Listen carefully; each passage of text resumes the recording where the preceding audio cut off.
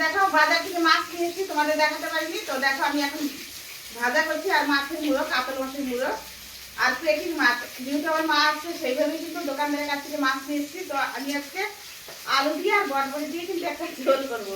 তো চলো দেখো আমি মাছটাকে ভেজে নিচ্ছি।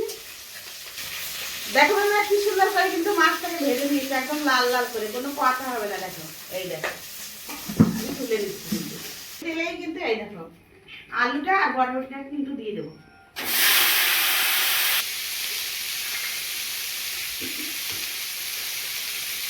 এই দেখো বন্ধুরা স্বাদ মতন কিন্তু নুন দিয়ে দিচ্ছি,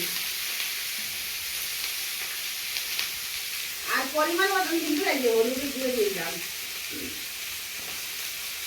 ভালো করে একটু নেড়ে চেড়ে নেবো, সুন্দর করে একটু নেড়ে চেড়ে লাল লাল করে ভাজতে হবে কিন্তু। আর আলুটা দেখো কি সুন্দর করে দেখো ভেজে নিয়েছি। আর এখন দেখো এই যে শুকনো লঙ্কা আর কাঁচা লঙ্কা কিন্তু মিক্স করে আমি ভেজে দিয়ে দিলাম এটা। আর এদিকে দেখো আমি জলটা কিন্তু ফুটিয়ে দিচ্ছি, কেননা জলটা যদি গরম করে দিই তাহলে কিন্তু তরকারিটা তাড়াতাড়ি হয়ে যাবে, ওই জন্য কিন্তু আমি দিই। দেখতেই পাচ্ছ না দিলে কিন্তু ভিতরে কিন্তু রস যাবে না, ওই জন্য কিন্তু আমি আগে থাকতে দিয়ে দিলাম। দেখো ভাজা আগে থাকতে দিলে কিন্তু মাছটা নরম হয় আর খেতে কিন্তু টেস্ট হয়। দেখো বন্ধুরা আমি কিন্তু আজকে একবার ফড়ন দিইনি, কেননা আমার মা আসছে, মাটার শরীরটা বেশি ভালো না, ওই জন্য কিন্তু দুইবার ফড়ন না করলে কিন্তু খাবে না, বুঝতে পারলা? ওই জন্য দেখো আমি কিন্তু নামিয়ে নিলাম। আলু আর ওই বটবটিতে যে মশলাটা দেবো সেটা কিন্তু এখন করে দিচ্ছি, হালকা করে একটু নেড়ে চেড়ে ভেজে। দেখো বন্ধুরা তেল দিয়ে দিচ্ছি,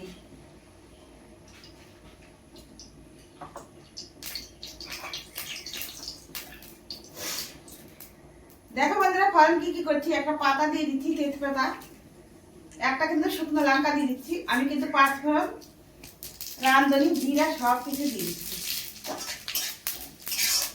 লাল লাল হয়ে গেছে, আমি কিন্তু এখন তরকারিটাকে দিয়ে দিচ্ছি, ভালো করে নেড়ে ফেলে দিচ্ছি। দেখো দেখো সবজিটা তো হয়ে গেছে, এখন কিন্তু যে ভেজে রেখেছিলাম মশলাটা ওটা কিন্তু দিয়ে দেবো, দিয়ে দিলাম, ভালো করে একটু নেড়ে চেড়ে দেবো। মা বলছে আজকে এক পাতিল ভাত নাকি খেয়ে নেবে, এমনিতেই পারে না, কিন্তু শরীরটা ভালো না। তো বন্ধুরা দেখো আমার নতুন করে কিন্তু তোমরা বাড়িতে আমাকে কিন্তু অবশ্যই জানাবে।